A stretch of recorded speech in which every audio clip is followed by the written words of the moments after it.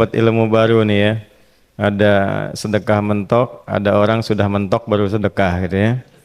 Ya, jadi saya berikan rumusan Qur'annya. Sebetulnya itu standar. Yang paling standar di dalam ujian Allah kepada manusia supaya ada nilai rasa dalam diri kita bahwa kita itu punya Allah.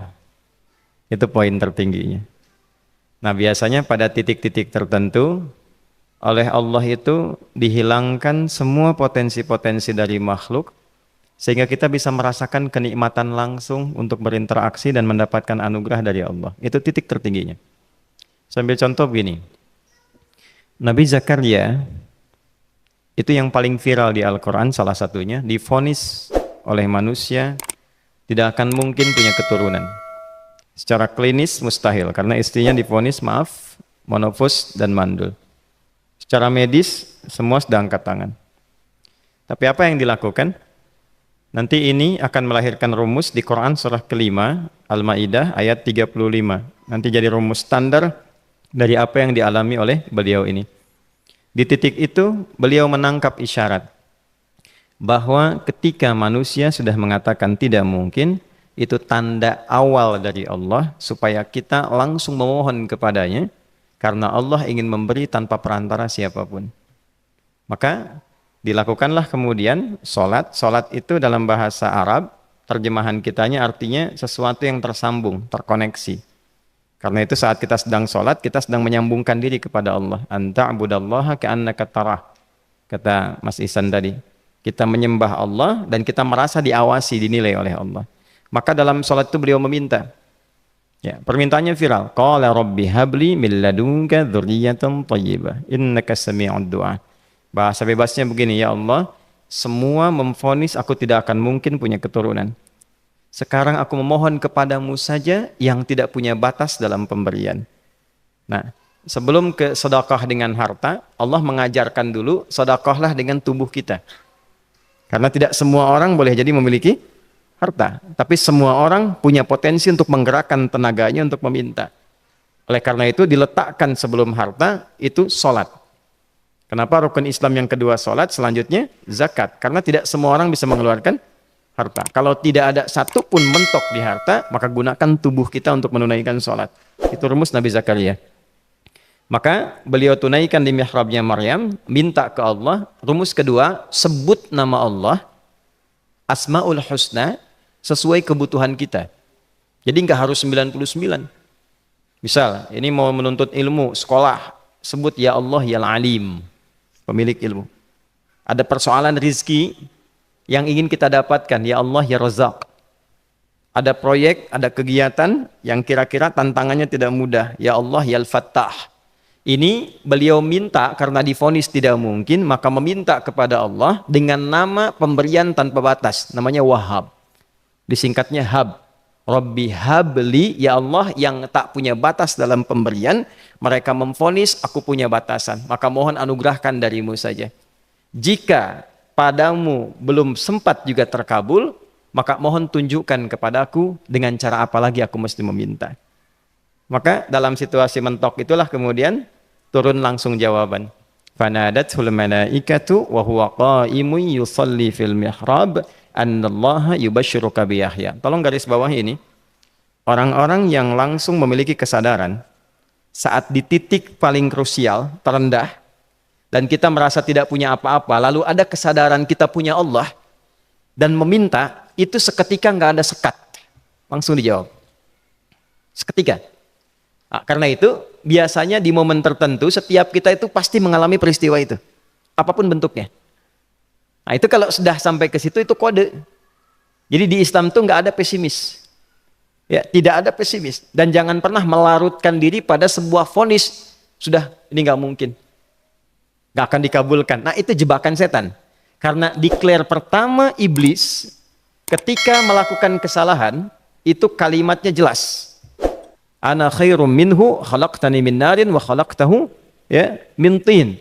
Saya lebih hebat, lebih bagus. Allah nggak mungkin nggak mungkin ada ampunan lagi. Jadi diteruskan kesimpulan ini karena nggak mungkin katanya diampuni, ya sudah bermaksiat saja. Karena nggak mungkin dikabul, ya sudah pesimis saja. Padahal di titik itu Allah sedang membuka. Temukan kata itu, temukan hubungan itu, minta itu tanpa sekat. Maka seketika malaikat turun menyampaikan, doamu dijawab. Itu sedang berdiri, baru selesai doa, belum selesai sholat, belum salam. Turun malaikat mengatakan, Allah kasih kabar, kamu akan punya anak, langsung namanya dari Allah Yahya. Jadi Yahya itu pemberian Allah.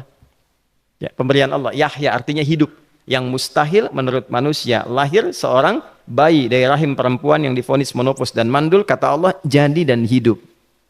Nah, rumus itu nanti terus dialami oleh para nabi, puncaknya di era Nabi Muhammad SAW, nanti melahirkan panduan di Quran surah 5 ayat 35. Ya ayyuhalladzina amanu ittaqullaha wabtaghu ilaihil wasilah. Perhatikan kalimatnya dengan detail ya. Hei semua orang yang masih merasa punya iman. Tuh iman kita disentuh. Jadi kalau mengalami persoalan di titik nadir, terendah, itu yang disoal oleh Allah imannya dulu. Kamu masih punya iman nggak? Orang beriman nggak mungkin pesimis. Orang beriman nggak akan putus asa. Orang beriman nggak akan bunuh diri. Imannya ditanya dulu. Katanya kau beriman, iman kamu di mana? Kalau masih punya iman, kata Allah, ini ujian dari saya supaya kamu nyebut saya. Katanya ingin mendekat, kata Allah kan? Ittaqullah. Nah ini rumusnya. Wabtaghu ilaihil wasilah. Kalau engkau pengen cepat dapat solusi, maka aku berikan perangkat untuk cepat mengabulkan doamu itu. Perangkat itulah disebut dengan takwa. Nah, takwa itu ada urutan 240 kali disebutkan dalam Al-Quran, dibagi pada 3 segmen. Segmen ibadah ritual, segmen ibadah sosial, satu lagi segmen rumah tangga.